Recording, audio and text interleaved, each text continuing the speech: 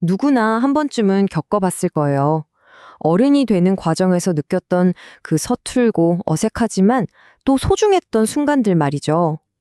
오늘은 바로 그 성장통을 정말 섬세하게 담아낸 영화 3학년 2학기에 대한 아주 흥미로운 분석을 하나 소개해 드릴까 합니다.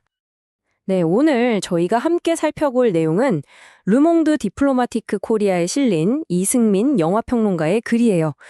과연 평론가는 이 영화를 어떤 시선으로 바라봤을까요? 자, 그의 날카로운 시선을 따라서 영화가 우리에게 던지는 진짜 메시지가 뭔지 한번 같이 파헤쳐 보시죠. 이승민 평론가가 글을 시작하는 방식이 참 재미있어요. 개인적인 기억 하나를 툭 던지거든요.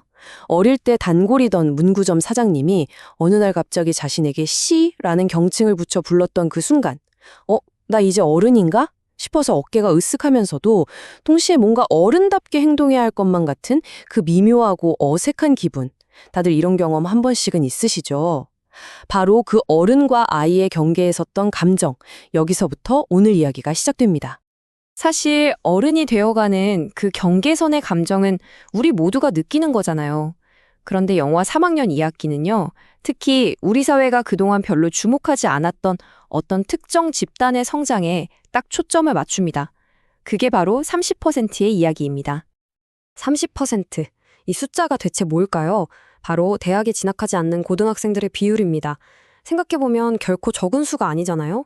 그런데도 이들의 삶은 미디어에서 종종 뭐랄까 문제아라거나 뭔가 결핍된 존재처럼 되게 단편적으로만 그려지곤 했죠. 대부분의 성장 영화들이 온통 대학 입시, 수능 이런 이야기에만 매달릴 때 이 영화는 아주 의도적으로 다른 길을 택해요. 졸업하자마자 바로 사회로, 노동 현장으로 뛰어드는 청소년들의 삶, 그들의 선택을 정면으로 보여주는 거죠. 지금 보시는 것처럼 초점 자체가 완전히 다른 거예요. 자, 그럼 이 30%의 이야기를 대표하는 주인공, 창호를 한번 만나볼까요? 영화는 창호라는 인물을 통해서 우리가 사회에 첫 발을 내디딜 때 겪게 되는 수많은 처음들을 하나하나 따라가는데요. 이게 사실 창호만의 이야기가 아니라 어떻게 보면 바로 우리 모두의 이야기이기도 합니다. 창호는 사회에 나와서 정말 많은 처음을 겪게 돼요. 처음 해보는 노동의 고단함, 그리고 손에 준 첫 월급의 그 뿌듯함. 하지만 좋은 것만 있는 건 아니죠. 동료가 회사를 떠나고 직장에서 사고가 나고 부조리한 상황을 처음으로 목격하는 그런 순간들까지. 이 모든 첫 경험들이 하나하나 쌓여서 창호를 진짜 어른의 세계로 이끌어주는 겁니다. 바로 이 지점에서 이승민 평론가의 통찰이 정말 빛을 발하는데요. 영화에 이런 장면이 나와요. 창호가 첫 월급을 탄 날 마치 어머니가 늘 그러셨던 것처럼 통닭을 사들고 와서 가족들이랑 나눠 먹거든요. 아, 이 장면 하나가 이 말을 완벽하게 설명해 주는 거죠. 우리의 처음이라는 건 결국 나도 모르는 사이에 내가 속한 공동체, 특히 가족의 경험을 그대로 따라가게 된다는 거예요. 이렇게 창호의 첫 행동이 가족으로부터 나온 것처럼 이 영화에서 가족은 정말 중요한 공간입니다. 이승민 평론가는 이 영화 속 가족이 단순히 편안한 안식처가 아니라고 말해요. 그보다는 세상을 그대로 축소해 놓은 또 하나의 작은 사회라고 분석하죠. 이게 무슨 뜻인지 좀 더 자세히 들여다볼게요. 여기 한번 보세요. 홀어머니 밑에 아들 셋, 다들 각자의 역할이 있어요. 첫째 창호는 일해서 생활비를 보태고, 둘째는 어려운 형편에 맞춰서 인강으로 공부하고, 어머니는 이 모든 걸 조율하는 CEO 같은 역할이죠. 마치 작은 회사처럼 각자의 역할 안에서 서로 밀고 당기고 또 타협하면서 하나의 작은 사회를 꾸려나가는 거예요. 여기서 핵심은 바로 이겁니다. 이 영화가 가족을 막 비현실적으로 아름답게 포장하지도 않고 그렇다고 막 숨막히는 곳으로 그리지도 않는다는 거예요. 지지와 갈등, 협상과 타협이 공존하는 우리 사회의 모습을 가장 현실적으로 보여주는 공간, 그게 바로 이 영화가 가족을 그리는 방식이고 정말 큰 장점이라고 할 수 있죠.